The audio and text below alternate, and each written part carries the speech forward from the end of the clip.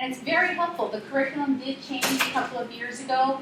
What we're seeing now is that teachers are much more comfortable with it and much more adept at teaching it than we were a couple of years ago.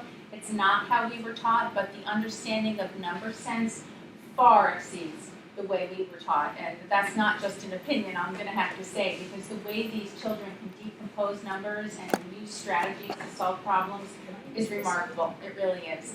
But we started this a couple of years ago just to help parents get used to the new language and the new strategies, and it was very well received, but by small groups of people. So thank you so much for being here. All right, so we have an hour, so we might as well use it, right? Let's go for it. Okay. All right, so first problem, I want to explain to you what this framework is. All the kids have this around or in front of them, and we emphasize it all the time. Okay, the first is to read the entire problem. Often children will look at their first little chunk and then they're on their merry way. Then you rewrite the question as a statement. So, well, why would you do that before you start? Well, let's say it says, how many lemons does he use altogether?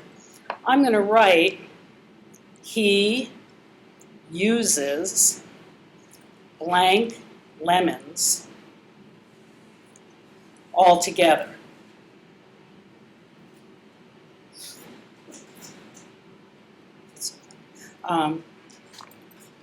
So if I do that, if I take the question and I turn it into a statement, I know I'm looking for lemons. I'm not looking for pitchers. All right, and it kind of tells me what the unknown is. All right, so then it says, well, who This are... really, excuse me, Linda, I just want to add on to that. This is so helpful when we move into the two-step problems, which we are going to share with you. Following this framework, and we really emphasize it in the classroom, always. And step 2, that rewriting the question as a statement, it's so unnatural. Like Linda said, why would you do it? But when you see it like that, the way that it guides the work they're doing, so often we see children, they have a beautiful model with the right answer written there, but they write in the wrong answer because they're still not paying attention to what the question is asking. So this really can guide their thinking. So it's such an important process for them. I'm sorry, thank you. It's okay. So then it's like, who or what is the problem about? Well, okay, it says use the 6-step framework to know show your solution, make a tape diagram, and write an equation to model the problem. All right, so Jordan uses 3 lemons to make 1 pitcher of lemonade. He makes 4 pitchers. How many lemons does he use to get all together? So I'd say, well, this problem is about someone making pitchers of lemonade and using 3 lemons for each. So I have a pretty good idea of like what it's about. Draw your model. All right, so we're talking about the part whole. So I'm always going to start with a whole, which is this tape diagram. All right, and it says he uses 3 lemons, and I'll tell the kids, to, circle the important words, to make 1 pitcher. So, 3 lemons makes 1 pitcher. He makes 4 pitchers. Okay, so now I know this would be the size of the group. Okay, there's 3 lemons in 1 pitcher. So I might write on the side size, number, and total. All right, then it says he makes 4 pitchers. So the pitchers are the number of groups. So I'm going to make 4 equal groups. So what's given? Well, what's given is the size of the group, which is there's 3 in each. You could draw little lemons or numbers. And that there are 4 pitchers, right? There's 1, 2, 3, 4 pitchers. So the question is, if I have the number of groups is 4, what am I looking for? Okay, they give you 2 things, and then the third thing is a mystery. So what am I looking for? Am I looking for the size of the group? Am I looking for the number of groups or am I looking for the total?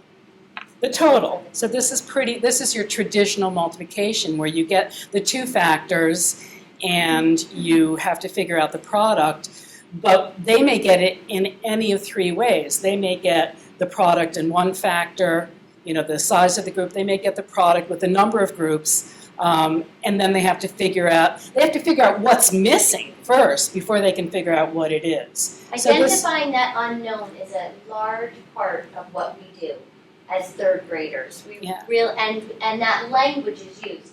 What is the unknown? The unknown quotient, the unknown product. We hear that a lot. So we, as your children's teachers, we use that language regularly. And as Linda's going through and she's circling the lemons and identifying it as the size of the group and making her notes, that's really combining the 6-step framework. That's number 3 and number 4. She's working those 2 steps together. Because I know sometimes when you look at it with your children, what does that mean to think? It's more than just saying it. It's acting it out. It's making it come together, making it real for them. And that's exactly what Linda is demonstrating. Okay, so now I know that I've got my 2 factors. And then if I know the size of the group, all I have to do is skip count that many times to get my answer. So that's what I'm going to do. And I'll encourage the kids to say, all right, so 3, 6, 9, 12. So how many lemons does he use altogether? 12 is the total. The unknown is 12. And he uses 12 lemons altogether. And then they may say, write a number sentence. So it would be 3 times 4 equals 12. So that would be a complete solution. I don't think I missed any part of it. No. So now you guys get to solve a similar problem. I'll leave this up here as a model to look at, and we will give you a chance to practice. Yep, you've got your 5 groups. Good. Yep, perfect.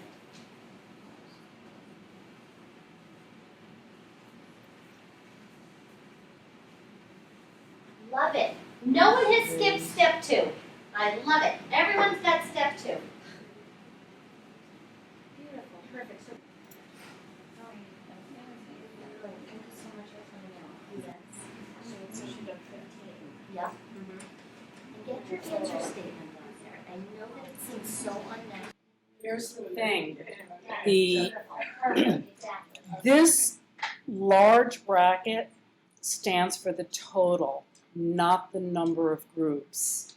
So this is kind of on the side. There are 4 pictures. Mm-hmm. Okay, like 1, 2, 3, 4. But what you're looking for is the total. So the small bracket just brackets the size of one group. And the large bracket isn't the number of groups, it's the total inside all of the groups. And it really does. It covers 2 things. It's the 4 pictures and it's the total. It is. Does anyone have any questions or anything that we can clarify on that? We're going to move on to the next one. Don't worry if you didn't finish. That's okay. So the size of the group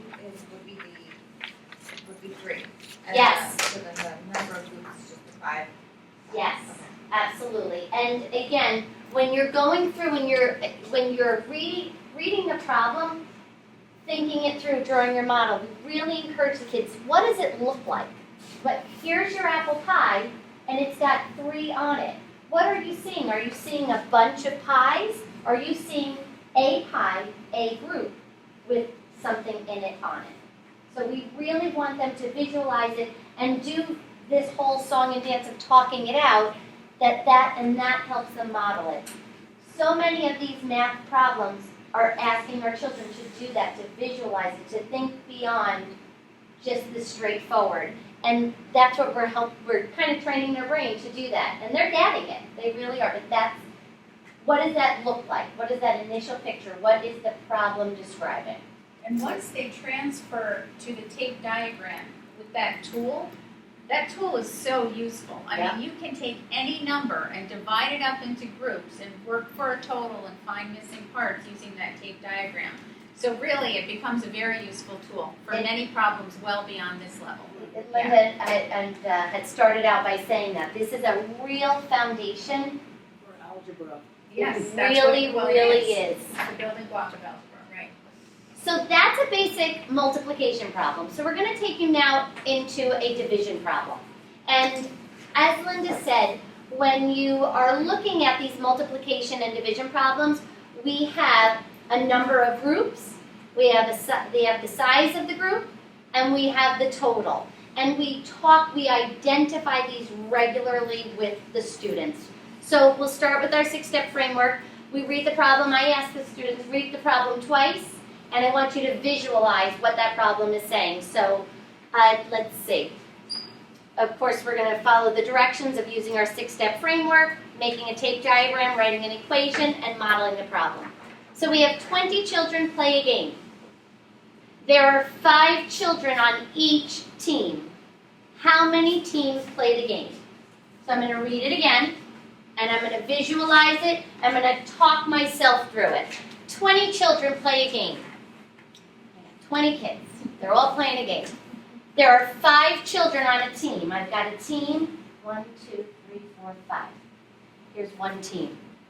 How many teams? Oh, now I need to find out how many, can I keep making teams? So this is called a count by. And that's what I'm visualizing. I've got a team, and it's got 5. So I'm trying to find what? I'm trying to find the number of groups. The teams are the groups. And you probably saw a lot of questions that were asking that. What is the number 5 representing? What is the factor 5 representing? What is the 20 representing? Because we want them to visualize it and see it. So when we go to solve this, we'll go right to step 2, rewriting our question as a statement. How many teams play the game? Blank teams play the game. Okay, and again, so important. They're not supposed to have an answer there right away. We want them to leave that blank. So we have 20 children, so right away, and this can feel awkward, but this is exactly what you do. I've got my total. So the total is given, which is a hint that this is a division problem. If they give you the total, it's not a multiplication problem. Mm-hmm. Absolutely. So, and again, number of groups, size of group, total. What do we know? We know the total is 20. Now I need to think about, do I know the number of groups? Do I know the size of the group? Going back, okay, I know. This language got this. confuses the children. Yeah, it really does. There are, you know what I'm going to do, Linda? I'm just going to move this so I don't bleed through, okay? There are 5 children on each team. So I'm looking and I know that 5 children on one team, that's the size of the group. The size of the group is 5. So here's my group. And it's 5. And like Linda said, you can do it however you choose. You can draw pictures, and we tell the children this is not our time to do art. So you would have 5 circles, 5 X's, whatever works Something for you you. can do quickly. Yep, something and they not can on do top quickly. of each other. And we would label this right here, this one unit, this part, is one team. So that's one team with 5 players, 20 children. Now I'm trying to find out how many of these I can make. So if I make another team, and I'm just going to do it like this just so you can see it both ways. How many do I now have?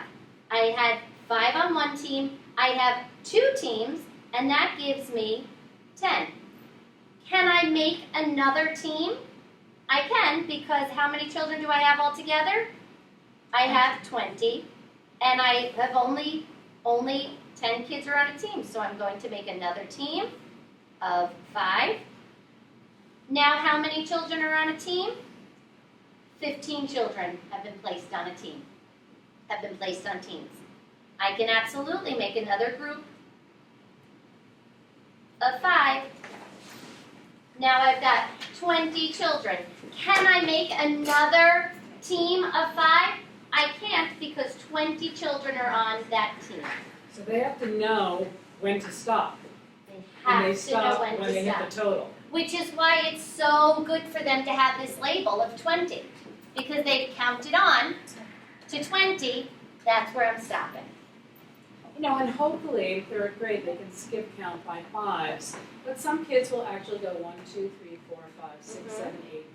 I mean, whatever it takes, but Which is why we are those kids that encouraging them can, this year to learn the count by and then eventually just to memorize the math facts. And the reason why we do the count by before memorizing the math facts is so that they understand what multiplication is. So, absolutely. Those children that are comfortable counting by, they can just write the number. But this is a great aid for our children that are just beginning to master that skip counting. Absolutely acceptable.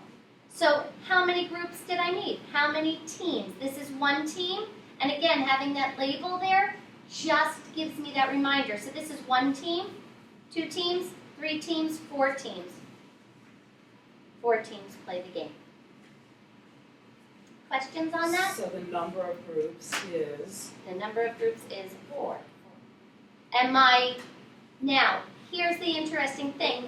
Writing my equation, your equation needs to match the information. So, the first thing that I read here is that 20 children played a game, and we identified that as the total. So if I know the total, I know that I'm doing a division equation. So I took 20, and I'm dividing it into groups of 5. I've got a group, a team of 5, and that equals the number of groups. so we're not dividing it into 5 groups. Right. We're dividing it into groups of 5. And believe it or not, those simple words are extremely challenging for many children, Yeah. particularly children who struggle with language. And A group of 5 is not 5 groups. not 5 groups, absolutely. And for this, 20 divided into 5 is the proper equation because that is the information that the problem presented us with. This is the information that we had. We are solving for the unknown. The unknown is the number of teams, and that the number of teams is in our unknown. Okay? Does it make a little bit of sense? All right, give it a shot.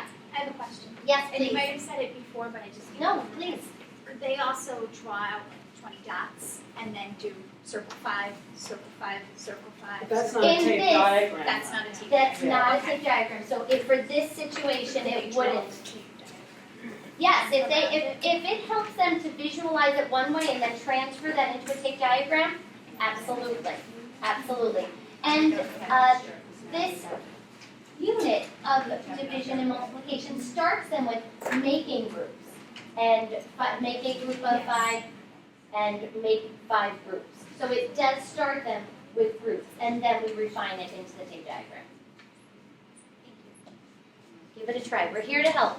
And what this does is it really shows them the relationship of multiplication and division, which, I don't know, when I was in school, it's like, this is multiplication, you memorize your facts, this is division, but this really shows you the conceptual relationship between the 2 operations.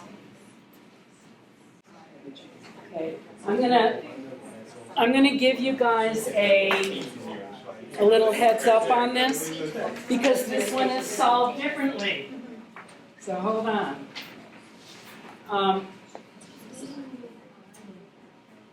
So I know that there are 8 phases.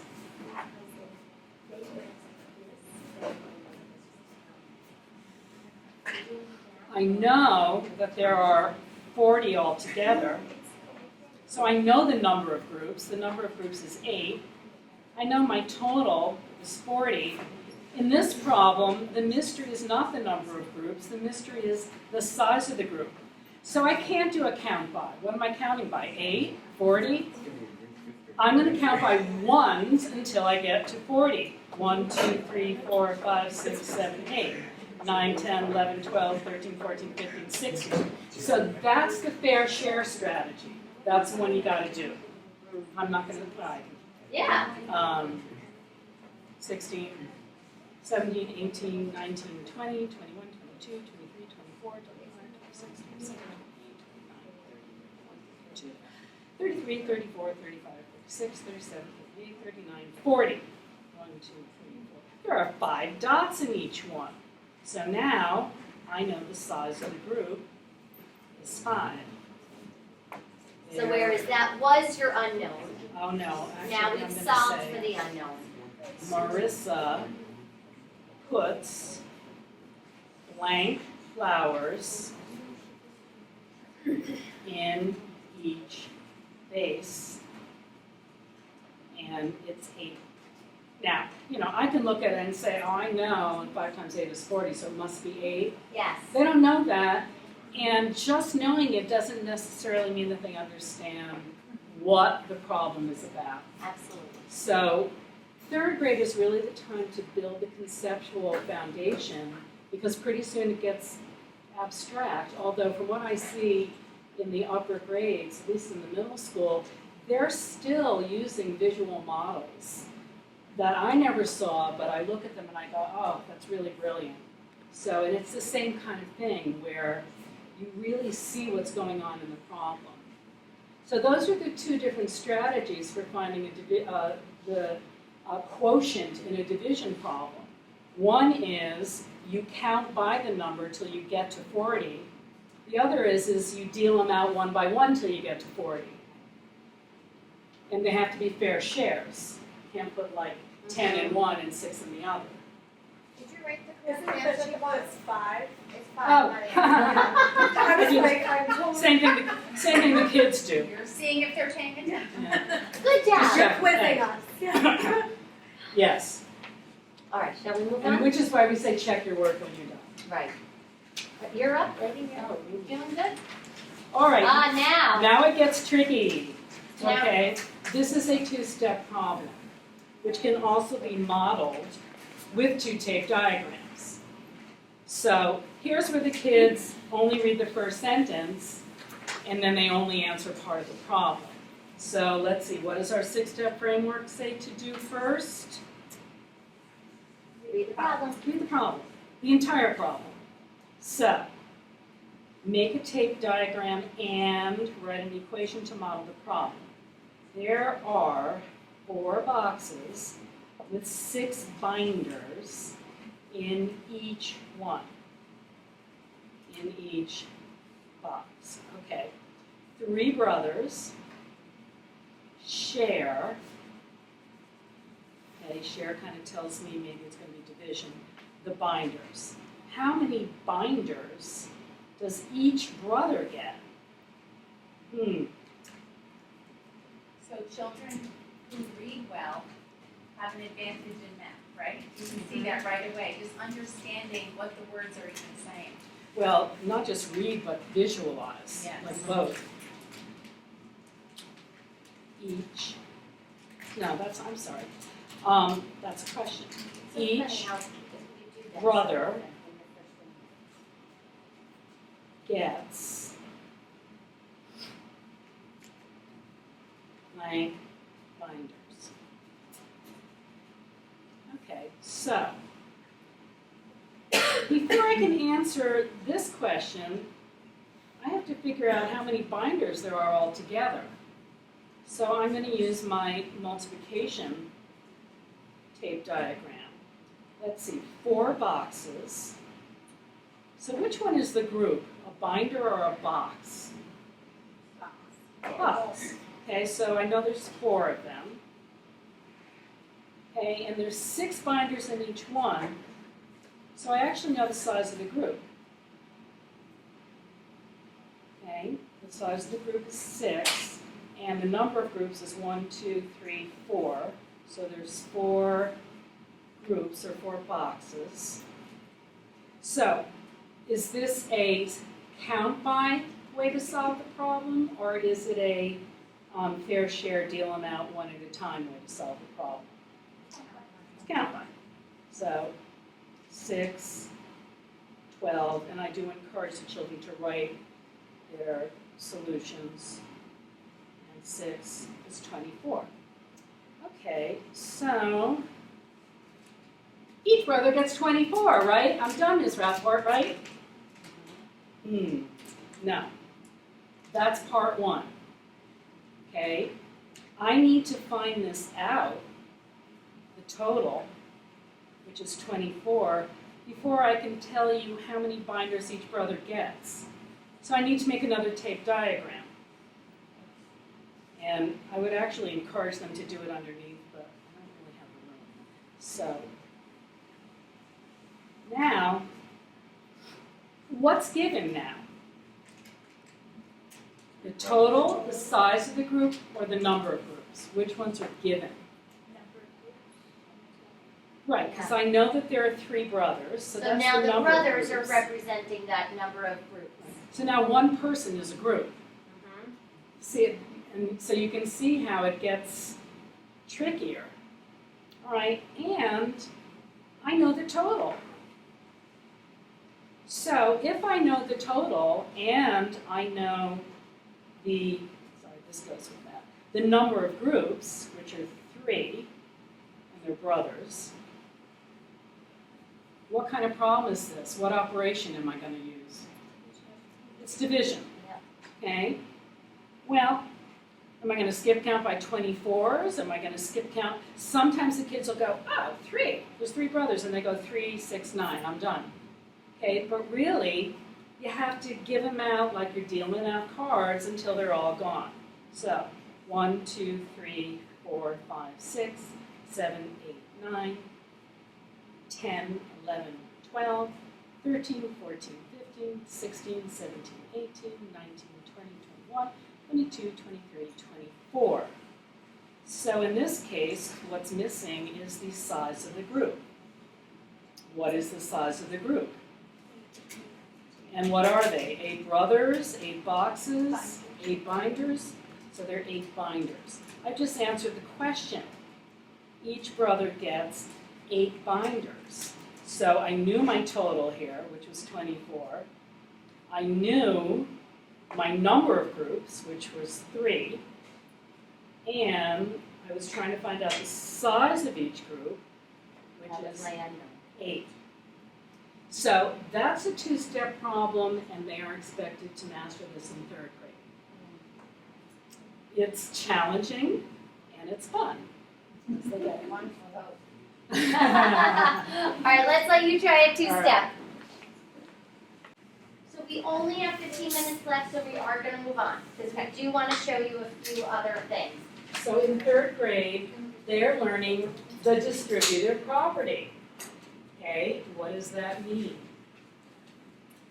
Distributive property, the basis of it is to really help to simplify, which is, you wouldn't think it because it looks so confusing, but our children can really benefit from figuring how to take a larger number when you're multiplying it and breaking it into 2 smaller parts.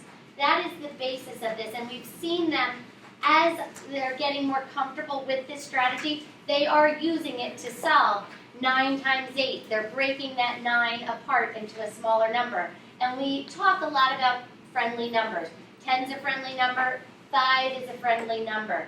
Many, like Linda was saying, a lot of our children are comfortable skip counting by 5. So if they break apart 9 times 8 into 5 times 8, that's not as intimidating. And then they're looking at the other part, 4 times 8. That's something that I can attain. I can skip count 4 8s or 8 4s. So that's one of the reasons for this. And this is a basic problem that we're going to look at that shows the distributive property. And I'm going to show you the distributive property in an array, and then how I would take that and transfer it again into a tape diagram. Okay? So use the 6-step framework to show your solution, make a tape diagram, write the equation to model the problem. A chef arranges 4 rows of red peppers on a tray. He adds 2 more rows of 3 yellow peppers. You've probably seen problems come home like this in your children's homework. How many peppers are there all together? I'm going to read it again. I'm going to visualize it. 4 rows of 3 red peppers. I've got a row, 1, 2, 3, another row, 3. He adds 2 more rows of yellow peppers. Oh, another row, another row. How many peppers are there altogether? I'm going to go on to my answer statement. There are blank peppers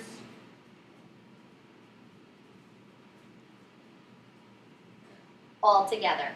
So because we're talking about rows, I'm going to go right to what's comfortable for me, and I'm going to draw an array. I have 4 rows of 3. So I have 1 row of 3. That's my second row of 3, my third row of 3, and my fourth row of 3. So this right here is 4 rows of 3, and this is representing my red peppers. Now I need to add 2 more rows of 3. So to show that it's different, I'm going to use X's. That's 1 row of yellow peppers, and here's my second row of yellow peppers. Now this is now 2 rows of 3, and that is my yellow peppers. How many peppers, how many rows of peppers do I have all together now? I have 1, 2, 3, 4, 5, 6 rows of 3 all together. So when I'm solving this, I make my equation. I have 6 rows of 3 all together. And I've broken that into 4 rows of 3, and I'm adding that, because they are combined, to 2 rows of 3. And now I solve that. 6 rows of 3, yes, many of our children can solve that. But again, when they're looking at 9 times 8, 9 times 9, this is a way to break it down. 4 rows of 3, 3, 6, 9, 12. And I'm adding that to 2 rows of 3, 3, 6. 6 plus 12 equals 18. 6 rows of 3 is equal to 18. So now when I take that and I transfer it into a tape diagram, my number of rows is the same as my number of units in my tape diagram. So if I have 6 rows, I am now going to draw 6 units in my tape diagram. So now I have my 6 units, and the size of each is 3. And each section, each unit, is 1 row. I have 6 rows. Sorry, it's getting a little messy. I have 6 rows, and I'm finding out my total. That is my unknown. And how many peppers are there altogether? There are 18, which we have solved with our distributive property equation. Right, and you can bracket that into 2 separate brackets to match the tape diagram. 4 times 3 and the 2 times 3. Absolutely. You can look at it right here and right here. These are the 2 separate. So when they draw the array, they can transfer that right over. And I'm going to draw it again for you here. They can do 2 rows, and then they can add 4 rows. Okay, does that make sense? Okay, let's let you try it. So, as I'm watching you, one of the things that we teach the children, and I'm just going to flip this over. When we look at that distributive property and working with the equation that we were just using, 6 times 3 equals. Equal means that we have a balance on both sides. And I know that that's a basic concept, but we want them to think about that equal sign. We want every operation that the children use, every symbol that they use, what is the meaning of it? So really what we are saying to them, 6 times 3 is equal to 4 times 3 plus 2 times 3. It is exactly the same as saying 6 times 3. If you say 4 times 3 plus 2 times 3, it is exactly the same as saying 6 times 3, which is why this equation makes sense to them, because these two things are the same. I just broke it into something smaller that's easier for me to work with. And the array, I'm going to flip it back over. I apologize if I make you dizzy. This array is a good model of that. The whole thing is 6 times 3. But it's exactly the same as looking and going back to where Linda started us. This part right here plus this part right here. Part, whole. It just took the big, broke it into 2 small parts. That's why 6 times 3 is equal to these 2 smaller parts. Does that help a little bit? That clarification? And later on in the year, they'll actually, you find this, and then it becomes 3 times 4 plus 2. Get ready for that. That's when I tell them you're going to go home and blow your parents' mind. Okay? Tomorrow come in and tell me what they said when you tell them you know how to do this. Any questions on that? Is there anything that we can help to make sense, clarify, explain one more time? Feeling okay about it? Yes, please ask. How can we help?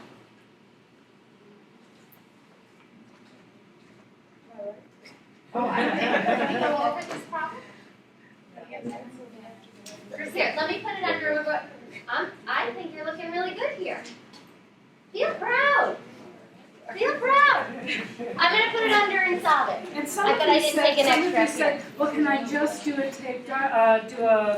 an array? Well, when we taught the kids how to do the array, all you do is you take the tape diagram and put it on the side. This is so cool. And this is really your array. I mean, this is your tape diagram. Oh, that's. Isn't that so cool when you look at it like that? That's how we teach it. Mm-hmm. We start off with arrays, and then we have them rotate it 90 degrees, and it's the perfect setup for a tape diagram. All right, I'm going to solve this one together with you. The teachers are having a meeting in Mrs. Bruno's classroom. The chairs are arranged in 5 rows of 4. They need to add 3 more rows of 4 chairs. How many chairs are there altogether? So my answer statement, there are blank chairs all together. So I start, and again, I like to start with that array, and then I can transfer that into my tape diagram. 5 rows of 4, so here's 1 row of 4. 2 rows of 4, 3 rows of 4, 4 rows of 4, and here's my 5 rows of 4. And that is 5 rows of 4. That's my first group of chairs. Now I'm adding 3 more rows of 4. And we tell the children to be, when they're making their rows, they line up their rows and their columns. Those are things that we teach them as the foundation for this. So 3 more rows of 4 so that they can see the difference. I'm going to do these. You don't have to. We like the children to, so that helps them when they're plugging it into their distributive property equation. Now I have 3 rows of 4. So now I've added another part.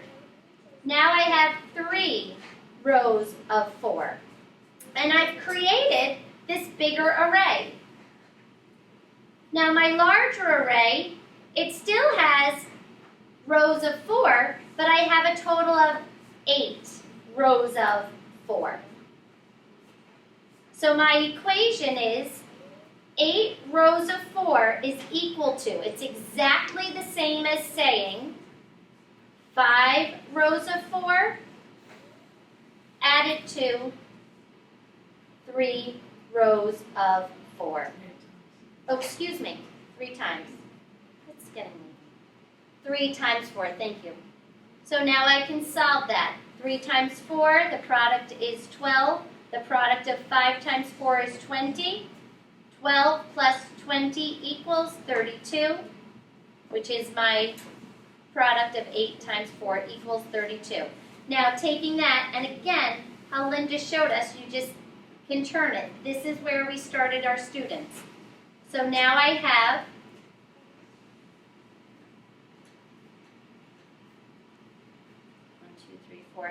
5 rows of 4. And I'm going to add to that, I have, and I can identify that, 5 rows of 4, and that is 20 chairs. And this right here is 1 row. And then I'm adding on another 3 rows of 4.